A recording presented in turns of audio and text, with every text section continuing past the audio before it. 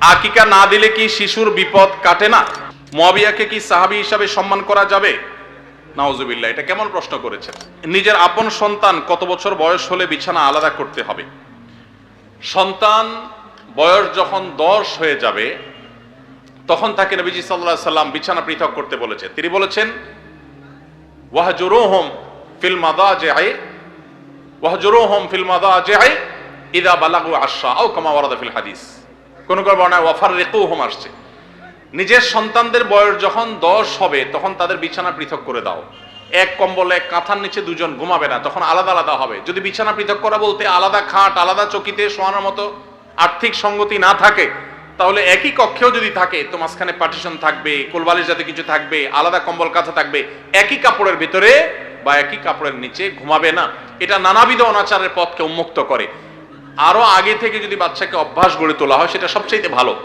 অনেকে আছেন এই বিষয়গুলোকে তেমন কোনো গুরুত্ব দেন না, অথচ এগুলোর কারণে বহু সর্বনাশা আমাদেরকে গ্রাস করে। বিধায় নবী সাল্লাল্লাহু আলাইহি ওয়াসাল্লামের এই নির্দেশটা আমাদের খুব গুরুত্বের সাথে মানতে হবে। আকিকা না দিলে কি শিশুর বিপদ কাটে না? আকিকা না দিলে শিশুর বিপদ কাটে না এমন কোনো কথা কোরআন হাদিসে নাই। তবে আকিকা দেওয়া এটা গুরুত্বপূর্ণ একটা আমল। আল্লাহ কাউকে পুত্র সন্তান দান করলে 2টি ছাগল, আর কন্যা সন্তান দান করলে 1টি ছাগল জবে করা, এটা নবীজি সাল্লাল্লাহু আলাইহি সাল্লামের সুন্নাহ। এটা জন্মের 7ম দিনে, না হলে 14তম দিনে, না হলে 21তম দিনে করবেন। সেটাও যদি কোনো কারণে না হয় পরে যে কোনো সময় করলেও আদায় হয়ে যাবে। এমনকি কারো শিশুকালে যদি আকিকা দেওয়া না হয়, বড় হওয়ার পর তার আকিকা দিলেও আদায় হয়ে যাবে। এই আকিকা এটা না দিলে যে বিপদ কাটে না এরকম কোনো কথা নাই। তবে হ্যাঁ, বিভিন্ন হাদিসে নবী সাল্লাল্লাহু আলাইহি সাল্লাম বলেছেন কুল্লু গুলামিন মুরতাহানুন বিআকিকাতিহি, বাচ্চার এটা আকিকার উপরে সে অনেকটা ডিপেন্ডেন্ট থাকে। এই হাদিসের ব্যাখ্যা অনেক মুহাদ্দিসরা বলেছেন আকিকা না দিলে, আকিকা দেওয়ার ফলে সে বিভিন্ন ক্ষয়ক্ষতি থেকে বেঁচে থাকতো। অনেকে বলেছেন শয়তানের কুমন্ত্রণা থেকে বেঁচে থাকে আকিকার মাধ্যমে, এটা থেকে সে আর বাঁচতে পারে না, ওই ক্ষতি তাকে স্পর্শ করার সম্ভাবনা থাকে। তবে কেউ আকিকা দিতে পারলো না, অন্য কোনো আমল করলো তার সন্তানের জন্য, আল্লাহ তাআলা তাকে সেভ করতে পারেন। এমন কোনো কথা নাই যে আকিকা না দিলেই তার সন্তানের বিপদ কাটবে না। তবে আকিকা দেওয়া উচিত, এর মাধ্যমে সন্তান নানাভাবে উপকৃত হয়, নানাভাবে সেভ থাকে, নিরাপদে থাকে। আল্লাহ আমাদের যাদের সামর্থ্য দিচ্ছে তাদেরকে আমল করার তৌফিক দান করুন। মুয়াবিয়াকে কি সাহাবী হিসাবে সম্মান করা যাবে? নাউজুবিল্লাহ, এটা কেমন প্রশ্ন করেছেন। যে ভাই প্রশ্ন করেছেন তার হয়তো জানার ঘাটতি আছে। মুয়াবিয়া রাদিয়াল্লাহু তাআলা আনহু নবী করিম সাল্লাল্লাহু আলাইহি সাল্লামের অত্যন্ত স্নেহভাজন, অত্যন্ত স্নেহধন্য সাহাবীদের একজন।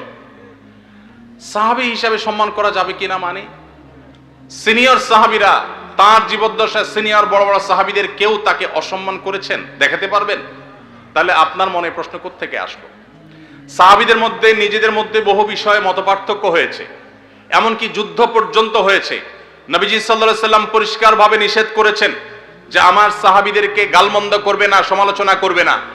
নবীজি সাল্লাল্লাহু আলাইহি সাল্লামের এই হাদিস থেকে বোঝা যায় সাহাবীদের কোনো ভুল, কোনো ত্রুটি হতে পারে মানুষ হিসাবে, কিন্তু হলে সেটার কারণে সমালোচনা করা, গালমন্দ করার অধিকার আমাদের নাই।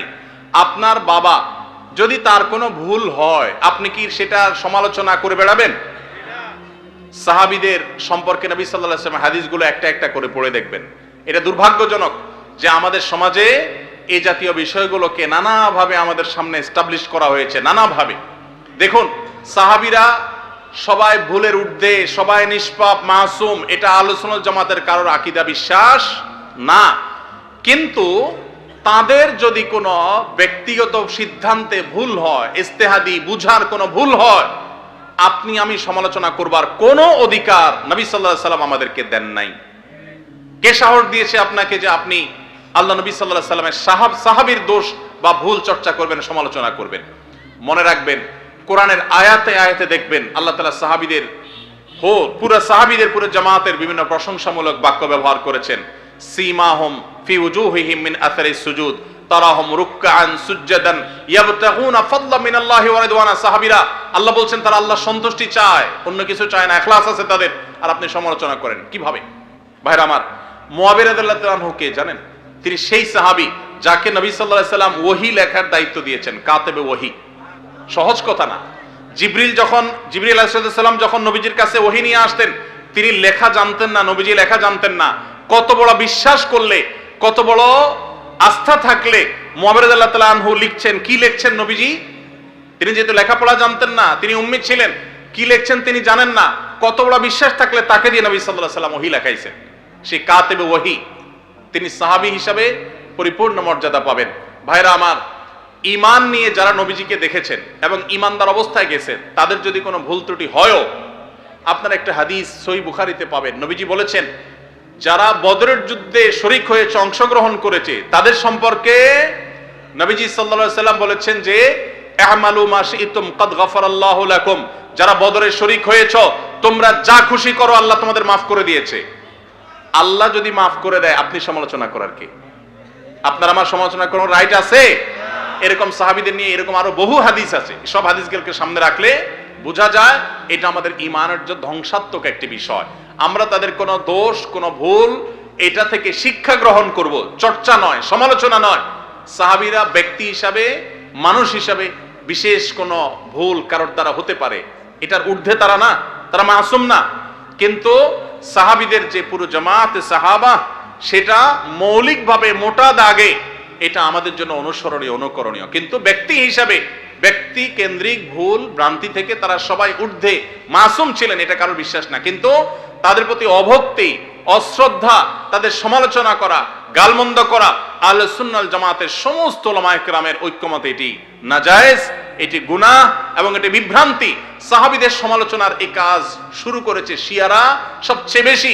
তারা আম্মা জান আয়েশা রাদিয়াল্লাহু তাআলা আনহাকে গালমন্দ করে, আবু বকর রাদিয়াল্লাহু তাআলা আনহুকে গালমন্দ করে, আলী রাদিয়াল্লাহু তাআলা আনহুকে গালমন্দ করে, আর অনেক সাহাবীকে, সরি আলী রাদিয়াল্লাহু তাআলা আনহু ছাড়া অন্য যে সমস্ত ওমর রাদিয়াল্লাহু তাআলা আনহুকে গালমন্দ করে, তারা নবীজি সাহাবীদেরকে গালমন্দ করে। এটা শিয়াদের কাজ।